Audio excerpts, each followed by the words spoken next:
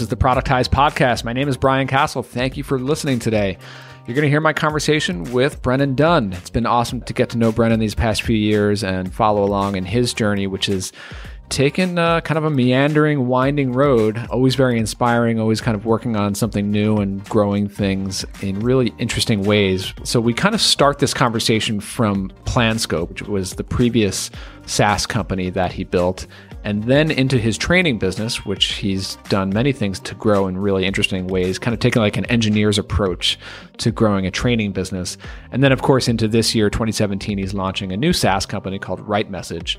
So we talked all about kind of Brennan's mindset behind the scenes, how things unfolded from year to year during this journey, and of course, his process of coming up with the concept and building the initial version of RightMessage and onboarding very first customers, and then, of course, growing it at a very rapid pace here into the end of 2017.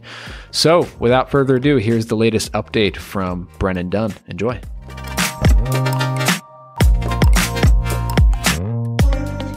Okay, I'm here with Brennan Dunn. Brennan, how's it going? Hey, what's up, Brian? Yeah, good to connect with you again. I'm sure folks on this podcast probably know who you are. We run in pretty similar circles here.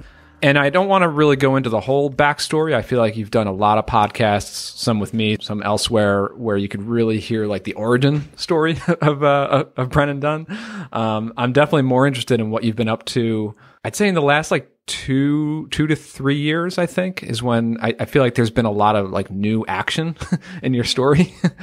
Where I kind of want to start this off is Planscope, basically. Like you sold Planscope. That was your first SaaS company. And why don't we start there? Like take us back to like in the middle of you running Planscope. How did it get to a point where you're like, maybe this isn't the right product for me? Okay, so I bootstrapped Planscope, and it never did well. It did okay. And I did the conventional kind of content marketing thing, trying to get more people to sign up for it. So wrote a lot of content about my experiences having grown an agency, and that got people coming in, except they weren't really converting to Planscope customers like I thought they would. So my goal was the typical write about all things freelancing, since Planscope served freelancers. Hopefully the people reading that would think, oh, look, I'm on this, software product site. Let me go check out the software product, and maybe they'd sign up. So didn't work. So what I ended up doing was, I really invested more because the content stuff was working, but it wasn't converting to subscriptions in the way I needed it to. And looking back, I mean, we could go all in on just talking for hours probably about some of the mistakes I made with Planscope. Namely, I think it is and was a good product, but it required somebody to make a lot of changes to the way they worked in order for it to be successful. And on top of that, when they found the product wasn't always when they could use the product. So you'd use the product on a new client project, but if they found it midway through whatever they're working on now, they would kind of mentally catalog, okay, I should check this out when I've got a new client, but getting them to actually come back, it was always hard. So I did a lot of the content stuff, and what it led to was people asking for more information about like having grown an agency, which then led to a bigger course and then a conference and all this other stuff. So yeah, so that like your content initially to promote Planscope actually led you into really building your personal audience and your kind of info product educational training programs. Yeah, it became increasingly harder to justify focusing on Planscope because, again, the revenue wasn't anything that great. And here was double your freelancing, which is what eventually this content became. That is, now doing about 7 figures a year. And it was really hard to justify spending half my time on a thing making a fraction of that comparatively. So I decided to sell in early 2016, sell Planscope, which is hard. I mean, I know you sold too. And for me, it was a little bittersweet, just the notion of like, this is where it all started and now I'm getting rid of it. And I had customers, obviously, who I got to know pretty well, who were still using it at the time of sale. And it was interesting, but it was definitely for the better because I couldn't, again, it was hard to justify it. It was really hard for me to simultaneously run a SaaS and this training business, which it's a topic that we could talk about for the new thing I'm doing too. But Yeah, I mean, we're definitely going to get into RightMessage because I think it's interesting how you went from the SaaS into really growing out your training business. I mean, just really, really impressive stuff there, but then back into SaaS this year with RightMessage. So I definitely want to dig into that story a bit. But, still at this point in, I guess it was early 2016 or maybe lead up in the end of 2015, where you're kind of deciding to exit Planscope. Were you thinking, like, obviously there's that comparison between, okay, the revenue from Planscope doesn't make sense to spend time on that if the training stuff is taking off. But was it also like, this particular product is not for me and I'll still do software at some point, or like I'm kind of done with the SaaS model and I'm just going to really get into the training? Like, what were your thoughts there? I think for me, it was frustrating seeing that it was easier to sell somebody on a $300 course than it was a $20 a month subscription to SaaS. Not only was that a hard sell, but then they'd get into it and it would be really hard to shift the way they worked to fit with the way I needed them to use the tool. So there was a discrepancy there and I never really got over it. And I don't think I gave up on SaaS. I think what it was is I gave up on the idea of a SaaS that required people to really change habits and be in it all the time for it to be valuable. And I knew that I wanted to find something, because DYF, W Freelancing, is never, there's been some installment options for products of mine, but for the most part, it's not recurring. It's all one-off, but it's high volume enough now that it's pretty predictable how many one-offs I'll get on a given month. But I wanted to go back to having that kind of repeatable, predictable revenue. And on top of that, it's not going to scale any bigger probably than it is now. It might be able to, but with software, you just have a lot more opportunity on that side. You make a really interesting point about the product requiring customers to change their habits. And I think that's a point that often goes overlooked, right? So there are a lot of SaaS products. I guess Planscope is one example of one, but there are many that operate in that way. So for the SaaS model, it's better to kind of align with an action or a goal or a workflow that the person is already using, but just make that workflow even faster, easier, more streamlined, or more automated. That's where a SaaS really shines. But then on the training side, it's actually the opposite, right? Like, they're seeking a change. They're seeking to learn a new way of doing something. So they're eager to pay for that sort of thing, right? Yeah. And that's the thing is for a lot of software products, it's great to equip somebody with a tool that they can be very useful for them. But the hard thing is always getting them to actually use it and use it to the best of their ability, right? Like to actually at its full advantage.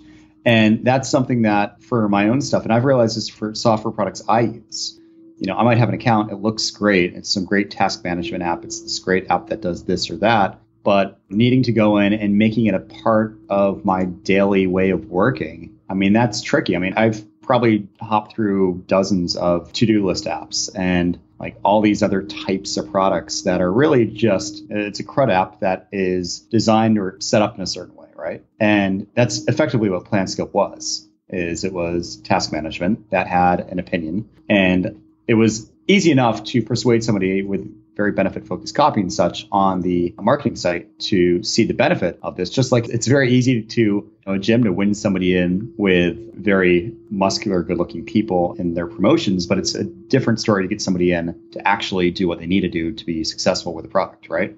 So that's something I'm running into with my new thing. And it's something I really ran into a lot with Planscope was exactly that, and that's the job of onboarding, continuing education, maybe even done for you elements where you can have some sort of, human layer on top of the software itself. So, yeah. Okay. So, we fast forward a bit, you do exit Planscope, and what are you thinking at that point, right? Like, so by that point, you already had like a pretty successful audience and training business going. I think it's grown quite a bit since then, but you were already pretty well known at that point. Like, were you thinking like, let's dive into this for a while? Like, what were your first steps to start really growing W Freelancing at that point? Yeah, so it was definitely lifestyle businessy at that point, right? Where the company was doing well. It was very minimal overhead and everything was pretty much immediately fulfilled. So you bought the course, you bought the product, you get it immediately.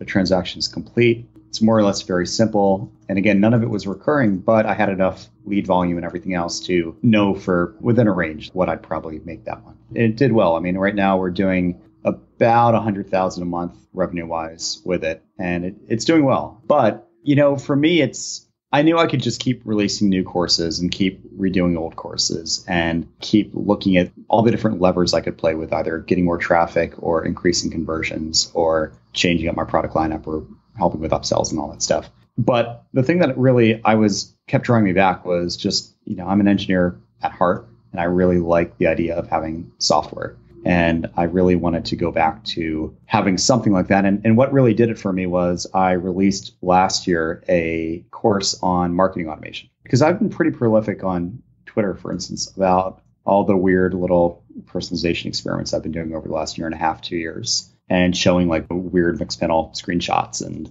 different things. And I've gotten on the radar of companies that are interested in that, but didn't have the in-house ability or know-how to do it themselves. So I released this course, and in it, I bundled in a lot of the code that was powering W Freelancing's personalizations. Because with W Freelancing, I target freelancers, but also agencies could buy my stuff, or designers and developers and marketers and writers and photographers and so on. And what I've realized is I remember getting an email from a copywriter saying, hey, I'm checking out your course. It looks like it's geared towards designers and developers. Can this help me? I'm a copywriter. And my gut reaction was, yeah, it's a course on B2B sales. Of course it can help. But she made sense. And I realized for every person who took the time to write me in, it's probably like 1,000 people who thought that and closed the tab. So that's when I thought, okay, well, I'm a coder. This is not like, what if I treated the marketing site like a software product? And I said, if they're a copywriter, spit out this headline. If they're a designer, spit out that headline, and so on. And that's what I did. And it started to work really, really well. So when I released this course, I bundled in a lot of that code, but then people bought the course and learned about personalization and didn't know what to do with the code. So that's what led to thinking, well, maybe there's room for this becoming a SaaS. I think it's interesting how obviously you've spent years building up your training business, various courses and memberships and things, but you've really taken it like an engineer's approach to building a training business. Like most info products, training businesses are kind of just basic run-of-the-mill technology under the hood. Maybe the content is really, really strong, but you've really taken it to a different level in terms of the personalization on your site, but your email marketing automation, your ads funnels, like all of that stuff, you just really dialed in every level. It's just been super impressive. I guess in those years before you started to dive into RightMessage after Planscope, what were you working with like from month to month? Because I know that you do like different launches throughout the year with different courses and new versions of the course. Like, how do you typically plan out what you're going to work on next? Like, are you planning out the whole year? Are you planning by the quarter? And how do you decide when am I kind of burn out on something and I need to like something new to work on? I like to think I had like the full year mapped out every year, but I never did. I still don't do that. But, I generally have ideas of what I want to get done that year. And usually it's been increasingly less upon doing the typical like quarterly big launch thing to your entire list and something a little more, in my mind, sustainable that's also better for the person on the receiving end. Because my issue was these big broadcast launches people do, which is the model most people do, where they take it offline and then they wait a few months and then they do a big week or two launch where they just hammer you with emails. And the problem is if somebody joined a week before, they're getting those emails just like somebody who has been through this pitch 5 other times, right? So I wanted to do something that was a little more, and I looked at, the tool I was and am using, Drip, and I started to think, well, we've got these workflows, and I can put these workflows kind of on an infinite loop, and I can have them be triggered based on certain behavior. And if they're expressing interest in pricing because they're reading articles about pricing, I can then say, like 3 months later, pitch them on my pricing course in a big way. And then the next 3 months from then, maybe pitch them on something else and have it be fully automated. So every week a launch is happening versus having a big stressful, like it's launch week, nobody bug me, like lots of stuff going on. Instead, it would be on a kind of more of a life cycle basis, right? So that's what I wanted to get to. And I spent the last year and a half on just automating the hell out of W Freelancing, just making it so it's still personal in the sense that the content people are getting relates to them. It's not just dumb automation. It's pretty personalized. But it would make it so I'm not on that hamster wheel of needing to do the usual value email, keep doing that again and again and again until you build up enough trust to really warrant doing a big launch, and then value email, doing that all over again. So I wanted to be able to get out of that equation, which in my mind was holding me back from really properly taking on a new side project or doing a new product itself that required my complete focus. Nice. And so how else have you grown the operation on the training side? Like I remember when you switched over from the Brennan Dunn domain to the W freelancing domain, that was a few years back. Then you start to bring in like other coaches to work with you on your projects. Like talk a bit about your team and the folks that you've kind of partnered with to really grow out the operation. Yeah. So, I mean, we were going down this path of personnel growth. And what we were doing was more high touch products. So we had an academy thing that was a 7-month long course that was very high touch, almost like going to live lectures every week. And that worked well. The only issue was to basically be able to pay the teachers. It had to be high price, which meant both lead gen and conversions were hard, right? And on top of that, margins were really low. I'm talking like this is mostly my own fault in pricing probably, but our margins were about 5%, which is ridiculously low, especially when you factor in dunning and card failures and everything else, where we still need to pay out our staff, but we might not collect from the student. So we did that for a while, and we thought this would be our big thing where we have all these one-off projects or products that feed into these big high-touch things that are more immersive and everything else. The issue, though, is it became, I realized it took a lot more effort to sell somebody on a $9,000 course or program than a $300 course. And the $300 course made me more money, which is weird, right? So it became more of like, I realized I was getting more into like running an agency where there was 15-ish people helping me and a lot of moving parts. And I don't think I'm afraid of growth in that sense, but it felt like fragile growth, because if I didn't keep up the lead flow and I wasn't bringing in X many new people a month into it, it wouldn't sustain, right? So it became really difficult. And even though it was the best product we ever did, it was just really hard to justify from the business perspective to keep going. Yeah, makes sense. Okay, so you're doing a lot of automation. You've basically personalized to a crazy extent your own site to great effect. And then I do remember with like the drip course and the automation, I was definitely one of those people where it was like, this JavaScript thing looks awesome, but I'm not a JavaScript developer, so I don't know how to apply that. And like with RightMessage and personalization, like you, I've been thinking about personalization forever. I thought I was going to do a similar type of software thing a few years ago, but unlike you, I've never been able to actually implement it on my site myself because I don't have the engineering chops. And even when there are tools available, I just never had the time I need to do it today. And I still haven't found the time to do it. And I get very similar emails that you get, like, it looks like on your site, you kind of gear your productized thing mostly to web folks, like web developers, designers, developers, but I'm an accountant. Will it apply to me? And like, I get those emails all the time. And if I had some personalization, that could fix that problem. Okay, so when was the actual decision to go, instead of teaching people more how to build their own automation, to actually make it a product, a SaaS product? I'd bring on the occasional consulting client where it would basically be people who saw what I was doing with my own stuff, ran a much bigger company, and were basically saying, we want that, but do it for us. So my consulting transitioned away from implementation to just strictly road mapping advisory work. So I would come in and I would help them put together a plan of action, but I wouldn't actually do the setup or anything like that.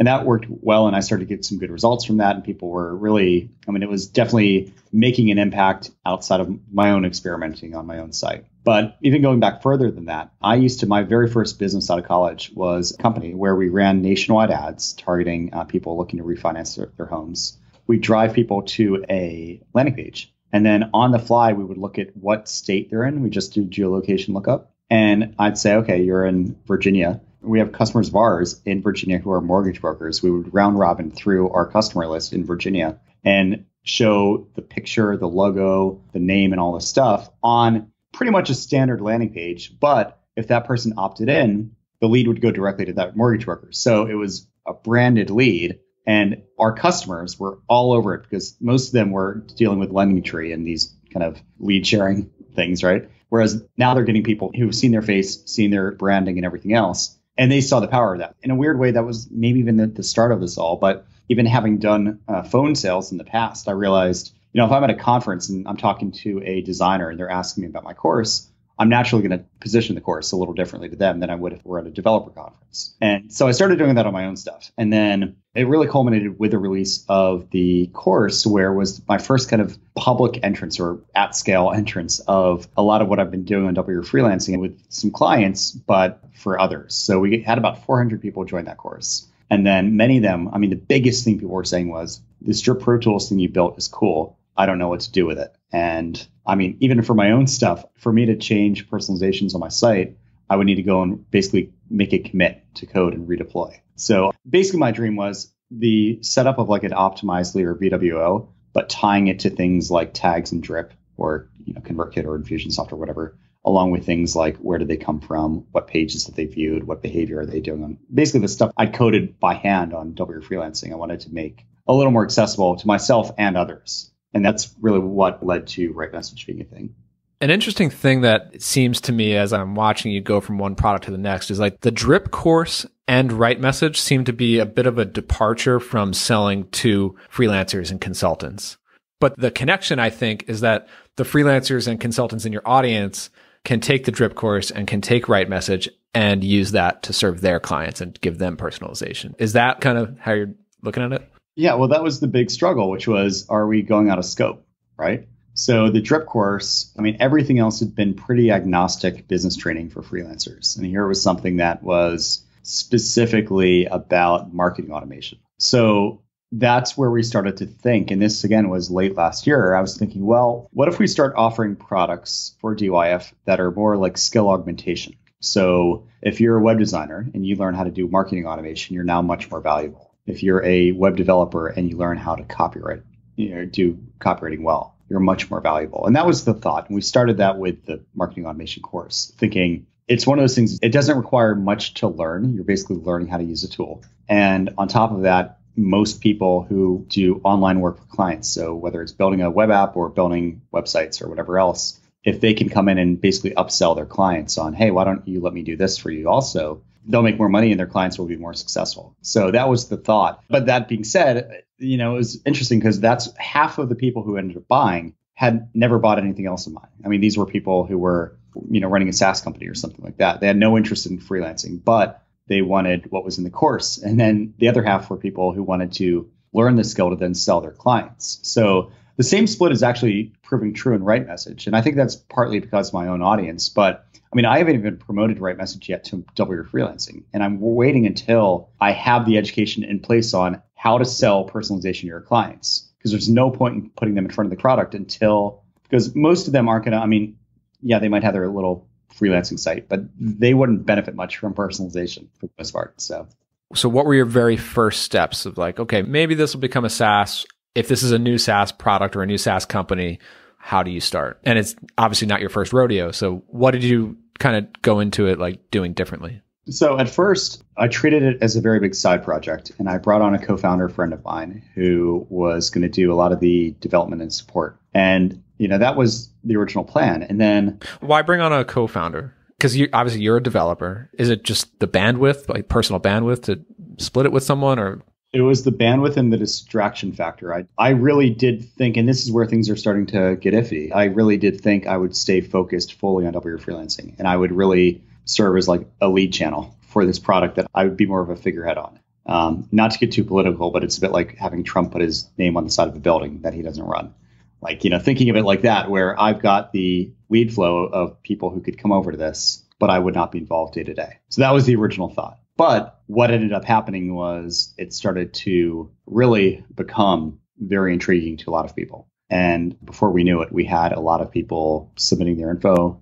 We basically, our MRR is higher than Planscope ever was after many years. And we're like a month live. And it's just growing in all the right ways. So I'm still trying to process it all. If that makes sense. Like, what do I do? Yeah. So your co-founder on that, he does all development, or did you get into the code yourself? Or I haven't touched any code. So I'm basically playing sales/business guy. So what was kind of like step one? Is building like a prototype or like, did you do like early customer development? How did that play out?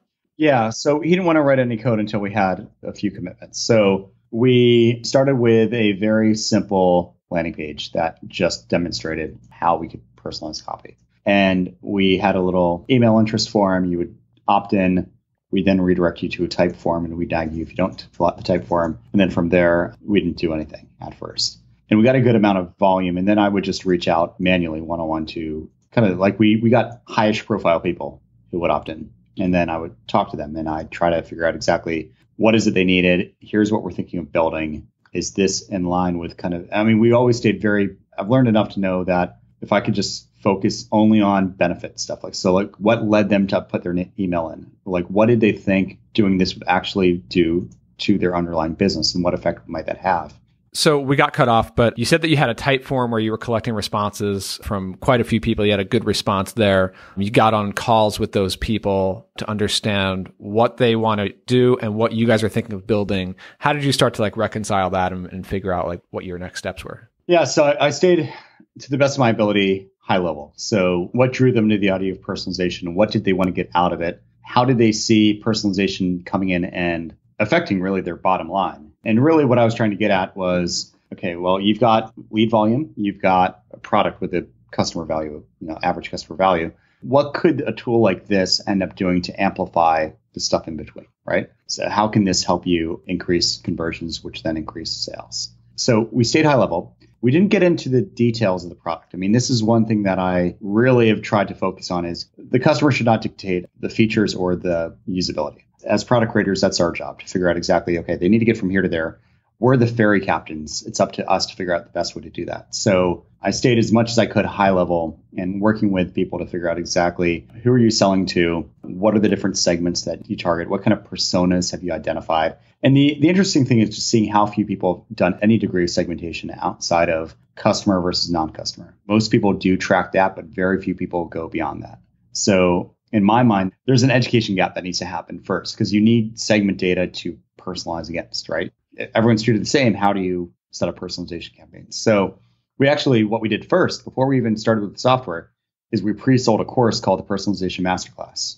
And what we're doing in this course is we're basically teaching people how to prepare to be great customers of RightMessage. So the goal of this course is to prepare somebody to be a customer of RightMessage. And it's also beneficial because it's relatively easy for me to sell somebody on a one-off basis on the course, which then upsells on the SaaS. So we started that way. We got really strong validation pre-sales with that. And that, alongside the conversations I was having and the commitments I was getting from kind of early customers, allowed us to really say, okay, let's actually break ground and build this thing. Okay. So you had some pre-sales for the course, but you didn't necessarily have pre-sales for the software?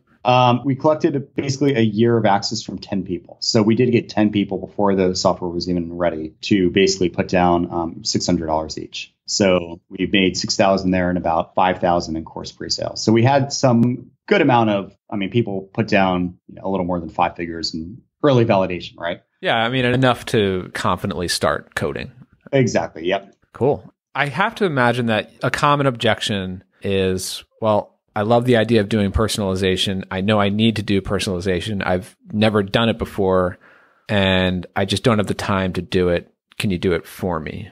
Does that come up a lot? And how do you think about that? I actually, like I said, I was looking at this idea as well a few years ago, and I did some very, very preliminary customer research on it. And that was the thing that kept coming back to me. It was it's a great idea, but people aren't ready to do it themselves yet. It reminds me a lot of, say, A/B testing, where it's the same thing, right? Yeah. And to this day, I still haven't even run any A/B tests. So the biggest concern is exactly what you just said, or I have the time, but I don't even know where to start. Long term, that's going to be, in my mind, the job of really, really good onboarding that really says, okay, here are some common recipes that let's work with you to implement. For the short term, we're basically working, and this is something I got from my friend Andrew Culver when he set me up with Churnbuster, it wasn't that Churnbuster, which was a kind of a, for those who don't know, app where if cards fail, payments fail, they'll go in and kind of nag people to pay. So you just set it up and it just is the thing.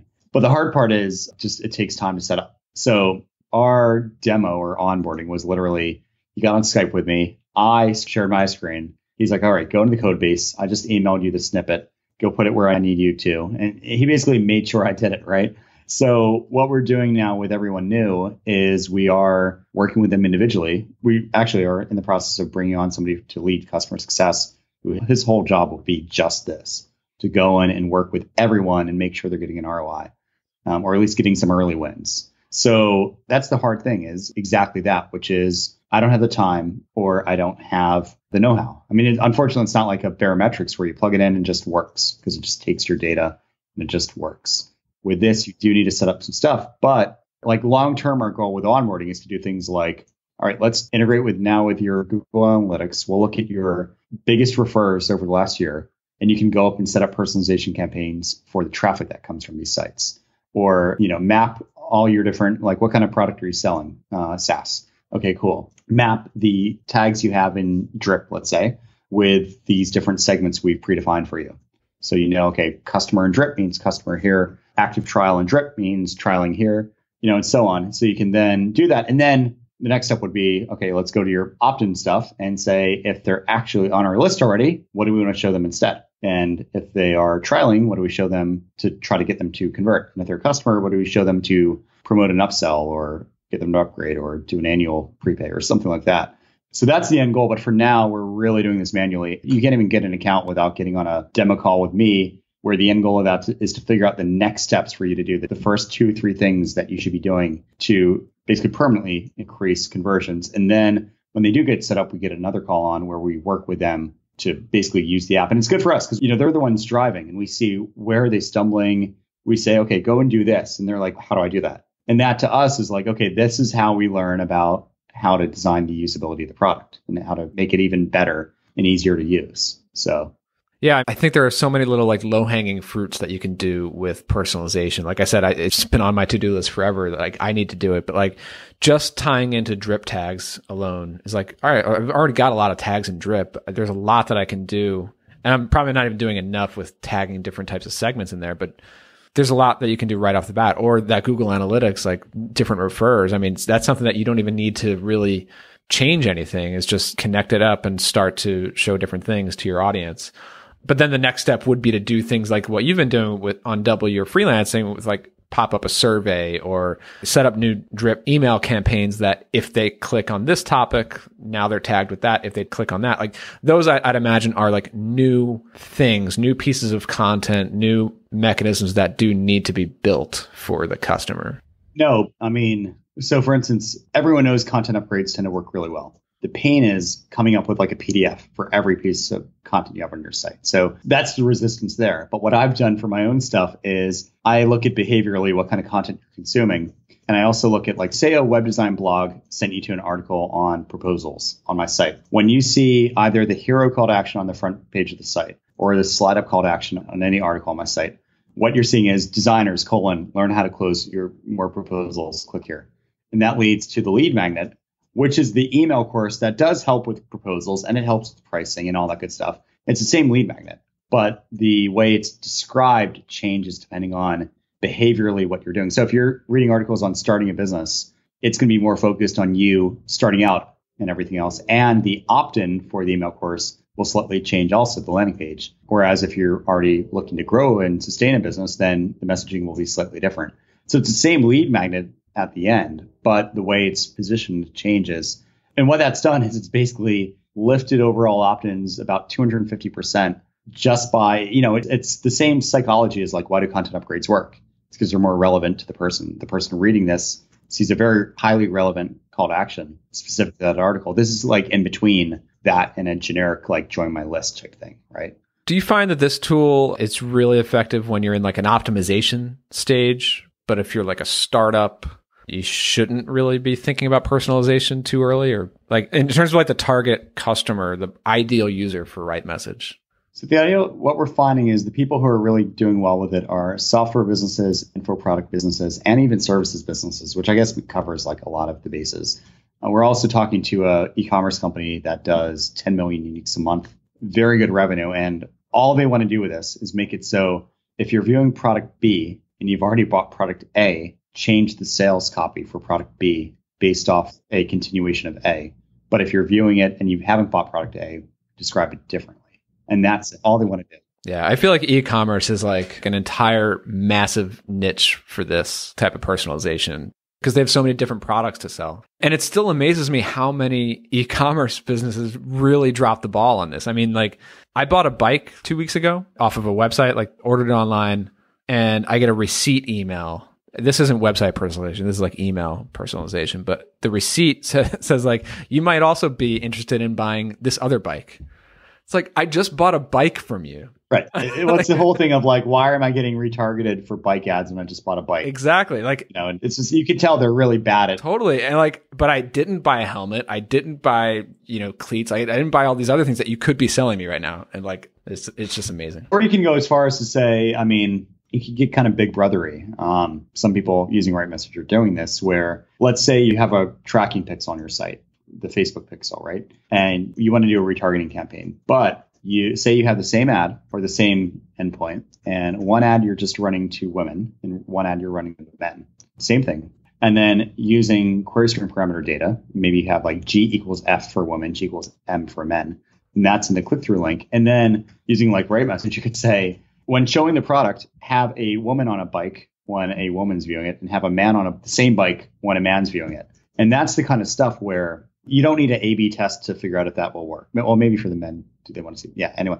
But, Right. You know what I mean? Like it's one of those things that people want to see themselves in the product. People want to see themselves in the testimonials and the reviews and everything else. So if you can make it so the reviews are people like you, I mean, it's the same thing. Like, I don't think Amazon does it, but maybe they do. They probably do. But like, for instance, if you go to like an Eventbrite type thing or one of these things, you can see friends of yours on Facebook who are also going to this event. So it's that same sort of thing where you want to see people like you. And it's just the ability to kind of do that in a very nice automated way. Yeah, totally. Cool. So, I mean, you're just a couple of months in now. You had the prepaid people, and now I guess here we are in August 2017. Would you say RightMessage is like publicly launched at this point? And I know you have to like do demos, but like, are you taking new customers in right now?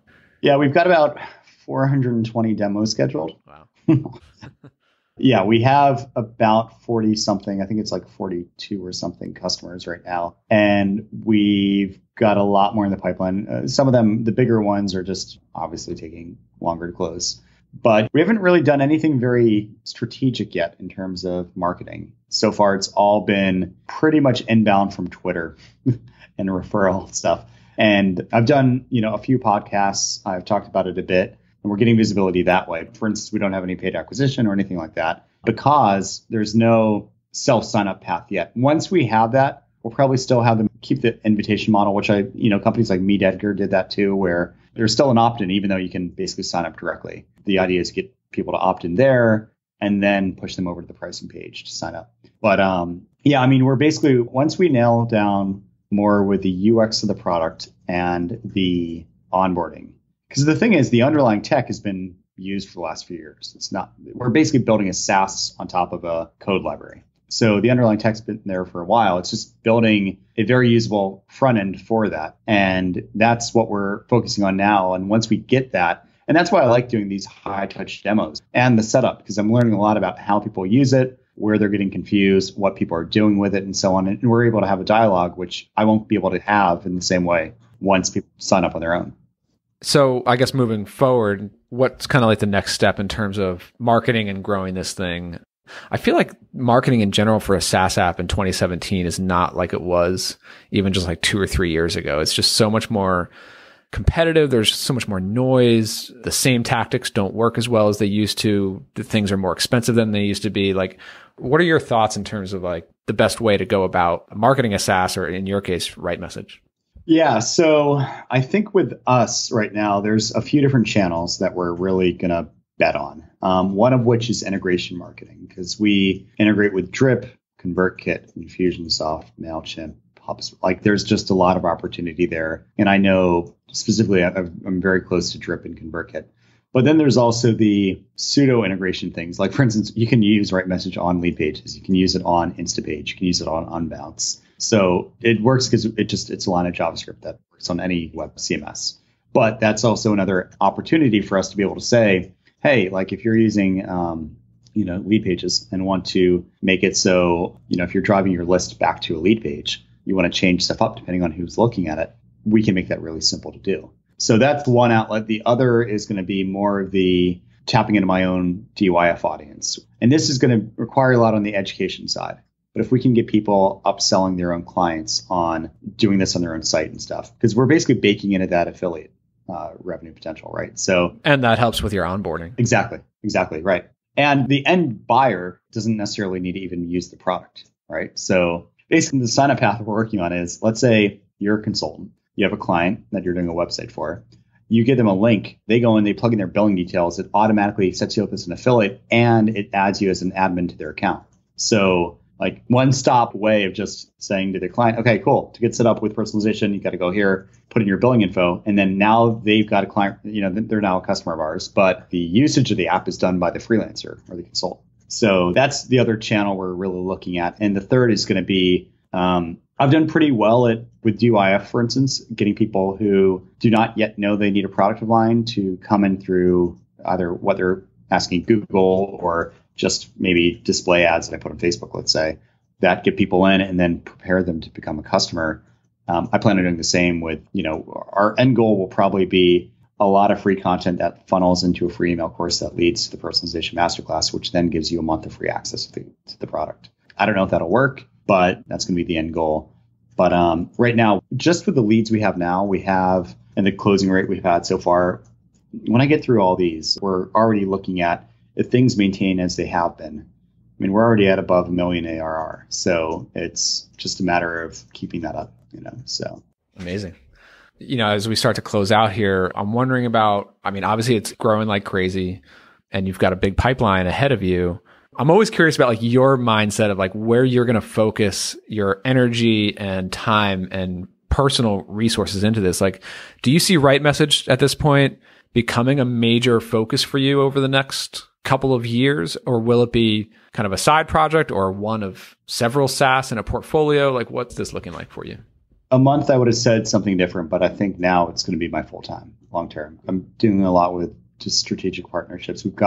It's exciting because I get all the high-touch sales that I used to love with consulting, but selling enterprise software, because we do have, if you're at a certain level in terms of volume, we do have a done-for-you option where we consult on top of it. And now we're scaling that up, and we're actually working on, and it's a bit premature to even be talking about this, but we're working on certified personalization consultants that we could then bring in from my audience, get them in, and then use them as agents in the field for us. And then if we get a big client to come on board, it's exactly what Drip and all these other companies do, where you get a big enough client and they're like, I don't have time to set this up. And they're like, great, we've got these certified people who basically passed the test in terms of knowing how to do this. We'll pair you with them. And then it's a win-win for everyone, right? So I've been on airplanes a lot recently, meeting with people and really kind of shoring up exactly what needs to happen to make this a pretty profitable business. So, DYF is on autopilot for the most part. We still have people handling support and everything else, but we're at the point where now we are still working on new products and everything else, but it's not,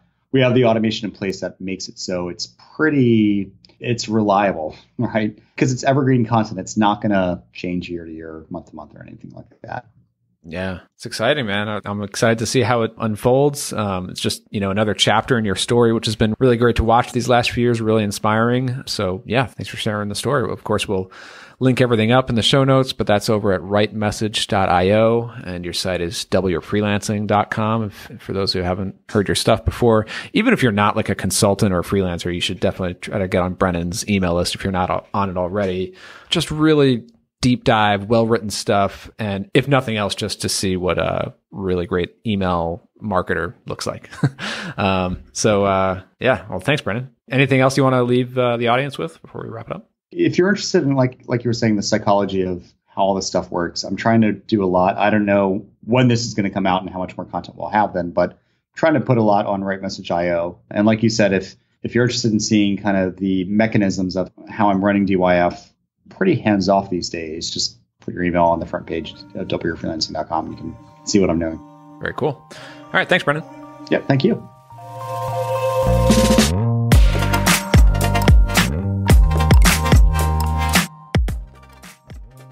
Hey, before you go, have you checked out my YouTube channel yet?